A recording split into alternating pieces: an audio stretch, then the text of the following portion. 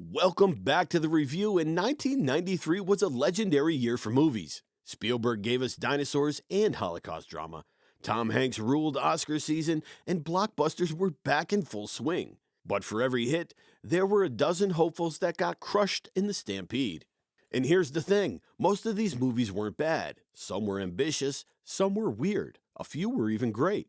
But they flopped hard. Whether it was bad marketing, bad timing, or just bad luck, they never stood a chance. So today we're looking at the movie flops of 1993, the bold, the botched, and the buried. Number 5, Map of the Human Heart.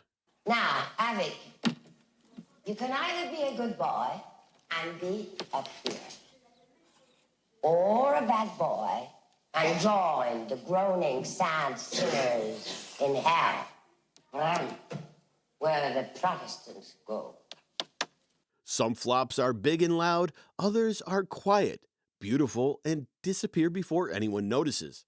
Map of the Human Heart is the latter, a passion project that premiered to critical praise and then vanished into obscurity. Directed by New Zealand filmmaker Vincent Ward, fresh off his work on The Navigator.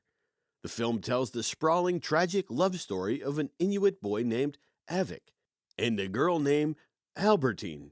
It follows their lives from the Canadian Arctic to World War II era London, and even to the skies above Dresden during the infamous firebombing.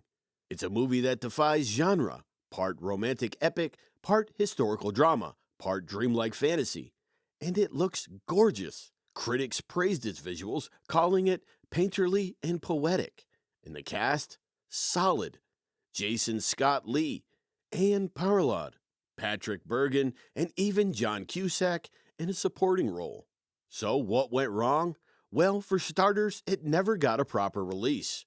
The film debuted at Cannes in 1992 to strong reviews, but by the time it finally hit U.S. theaters in 1993, hardly anyone noticed.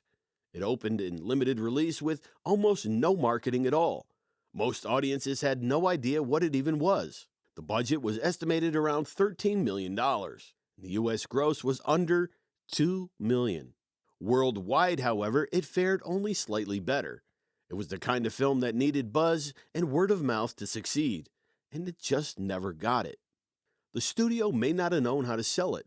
It was too arty for mainstream crowds, too conventional for indie darlings, and too sweeping for film festivals looking for grittier stories. It just slipped through the cracks. That's a shame because Map of the Human Heart is genuinely moving, visually bold, emotionally raw, and quietly devastating. Today it has a small but passionate fan base, but in 1993 it was a beautiful ghost, seen by few, remembered by fewer. Number 4, Coneheads. Buddy, what's with the head? Forget him. He's not a member. By 1993, Saturday Night Live had already turned a handful of sketches into movies, and some with success, others not so much. Enter Coneheads, based on the classic 1970s SNL sketch about aliens trying and failing to blend into American suburbia. And well, this movie hit theaters about 15 years too late. Dan Aykroyd and Jane Curtin return as two Remulakians who crash land on Earth and try to pass as normal human family. They eat rolls of toilet paper, talk like robots, and call sex consummating a conjugal visit. And things like that are funny in about 5-minute sketches, but exhausting in a 90-minute movie. The budget was around $33 million, and the domestic gross was just under $21 million. It barely made a dent at the box office, and it vanished just as fast. The big problem? Timing. The original Conehead sketch was a hit during the Carter administration, and by 1993, Gen X audiences didn't care. Millennials didn't know who they were, and the movie felt like it had been cryogenically frozen in 1978, thawed out way too late. Reviews were rough. Roger Ebert called it a 30-minute sketch stretched beyond its limits. The tone was all over the place, part fish out of water, part immigration satire, part PG family flick with a subplot about teenage rebellion. It did have one thing going for it, though: cameos, tons of them. Adam Sandler, Chris Farley, David Spade, Phil Hartman, Michael McKean, Sinbad, and even Jason Alexander with hair. But not even that wall of SNL star power could save it. Today, Coneheads is mostly a trivia answer, a strange relic of a time when studios greenlit anything tied to Saturday Night Live. It's not a bad movie, and I do watch it on occasion, but it's definitely a flop, and proof that not every sketch needs a feature film. Number 3, Geronimo, an American legend. He has not done nothing. We're not bothering no one. You leave here. You leave us alone. Arrest him! Arrest Geronimo! Every few years, Hollywood swings for an epic, a historical drama with a big cast, sweeping vistas, and Oscar ambitions. In 1993, that film was Geronimo, an American legend. On paper, it had everything, but in theaters, almost no one showed up. Directed by Walter Hill, the man behind The Warriors, 48 Hours, and Streets of Fire. The film stars Wes Studi as the legendary Apache warrior, alongside Gene Hackman, Jason Patric, and Robert Duvall. It told the story of Geronimo's resistance against the U.S. military in the late 1800s. But despite the title, Geronimo was often pushed to the background in his own movie. The budget was estimated at $35 to $40 million, and the domestic gross barely scraped $18 million. That's not just disappointing, that's devastating. So why didn't it land? Well, first off, the timing was horrible. It was released in early December, right in the middle of Schindler's List, Mrs. Doubtfire, and Philadelphia. Award season was crowded, audiences were distracted. And second, marketing. Columbia Pictures didn't know how to promote it. Was it a historical war epic? A character study? A western? The trailers were extremely vague, and the posters didn't help either because they just showed Wes Studi on a horse with a blank stare. It also faced tough comparisons to movies like Dances with Wolves and The Last of the Mohegans, both of which were recent hits that blended action, romance, and Native American history. Geronimo, by contrast, was slower, more subdued, and critics felt it lacked emotional weight. That said, Wes Studi's performance was widely praised. He brought a quiet dignity and strength to the role that could have been overshadowed by the bigger names around him. But in the end, it just wasn't enough. Today, however, Geronimo, an American legend, is largely forgotten, rarely shown on TV, and missing from most streaming platforms. It was a notable effort that never found its audience. Number 2, Super Mario Bros.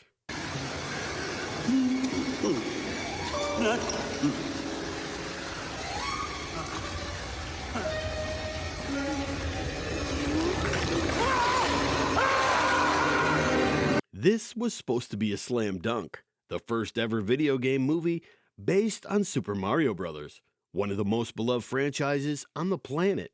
But instead of mushrooms and Goombas, audiences got dystopia, leather, and Dennis Hopper with cornrows. Well, my. Looks like you got up on the wrong side of the nest this morning. Released in May of 1993, Super Mario Bros. Starred Bob Hoskins as Mario, John Leguizamo as Luigi, and Dennis Hopper as a bizarre reptilian version of Bowser. President Koopa. The movie should have been a fun, kid-friendly adventure. Instead, it was a dark, confusing cyberpunk mess that barely resembled the source material. And the budget was between $42 and $48 million. Unfortunately, the global box office was just about $38 million. Critics trashed it, fans were baffled, and Nintendo quietly distanced itself from Hollywood for decades. So what happened? The production was an absolute nightmare. The film was directed by husband and wife duo Rocky Morton and Annabelle Jankel, known for edgy experimental TV. They wanted a weird Blade Runner-esque world, and the studio meanwhile wanted a colorful kids movie, so neither side won. The script was rewritten constantly, even during shooting. Dennis Hopper said it was like working on a movie written by committee. And Bob Hoskins, he famously called it the worst job he ever had. In interviews, he admitted that he and Leguizamo drank scotch on set just to get through the days. In an interview, Leguizamo said, "Yeah, we were buzzed most of the time. Can you blame us?" Costume designers tried to make Goombas cool. Instead, we got 7-foot-tall lizard men with tiny heads. And the iconic Mushroom Kingdom? Well, that was reimagined as a grimy, dark city. And Yoshi, a scaly little velociraptor that scared more kids than it entertained. So when it came out, Super Mario Bros. Was so off-brand that even die-hard fans walked out confused.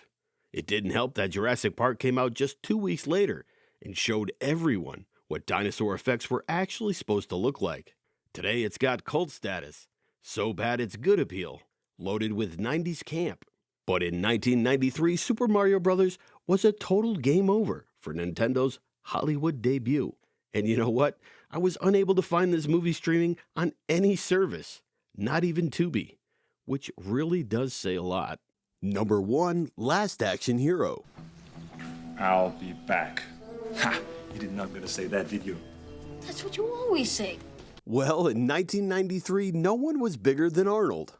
He was coming off the mega success of Terminator 2 and was pretty much considered box office royalty. So when Columbia Pictures dropped Last Action Hero, they weren't just expecting a hit, they were banking on a cultural event. Unfortunately, what they got instead was a multi-million-dollar identity crisis. This is the Lieutenant Governor. Later, here's what The governor gets here, call me. The concept? A movie about movies. A young boy named Danny, played by Austin O'Brien, gets sucked into a cinematic world of his favorite action hero, Jack Slater, played by Arnold himself, of course. And this movie's got everything. It's got magic movie tickets, cartoon cats, Shakespeare with machine guns. But somehow it's still kind of boring. This was supposed to be clever, a parody of every action cliche in the book. But the tone was a disaster. Part satire, part family film, part straight up shoot 'em up. Nobody knew how to sell the thing. Critics didn't know what to make of it, and audience just stayed home. The budget, $85 million. Domestic gross, just over $50 million. And that's not even factoring the massive marketing spend. Some say the total hit $120 million. Columbia scheduled it just 1 week after Jurassic Park, which in hindsight was a really bad move. And even the behind-the-scenes drama is like a movie in itself. The original script by Zach Penn and Adam Left was a razor-sharp satire. But once Shane Black came in and then William Goldman rewrote that, it became a Frankenstein of conflicting tones. Director John McTiernan, who also made Die Hard and Predator, was overwhelmed by studio meddling. Arnold, meanwhile, wasn't just the star. He was also an executive producer, and he pushed for the movie to be more kid-friendly to appeal to families. That meant less violence, fewer dark jokes, and a lot more, well, cartoon cats. Yeah, Danny DeVito voiced a cartoon cat detective. The studio was so sure that this was going to be a hit, they premiered it with a red carpet event in Westwood and scheduled a live flyover. However, the jet was 2 hours late, and by the time it arrived, half the press had already left. And of course, the reviews were brutal. Roger Ebert said it plays more like a bright idea than a movie, and Newsweek called it a dumb movie about how dumb movies are. In retrospect, going back and watching it now, the movie is way better today than it was back then. So what do these flops tell us? That even in a year packed with all-time classics, not everything hits its mark. Great performances, bold ideas, big budgets. Sometimes it's still not enough.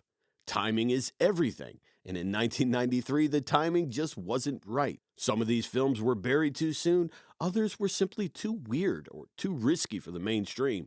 But they all reflect a moment in Hollywood where studios still took swings, where failure didn't mean formula, it meant ambition. So whether you're a fan of forgotten gems or fascinated by big studio misfires, these movies remind us that even a box office bomb can be worth watching. Which of these flops do you think deserve better? Did we miss one from 1993 you still love? Drop it in the comments below, and don't forget to like and subscribe for more deep dives into the strange corners of movie history.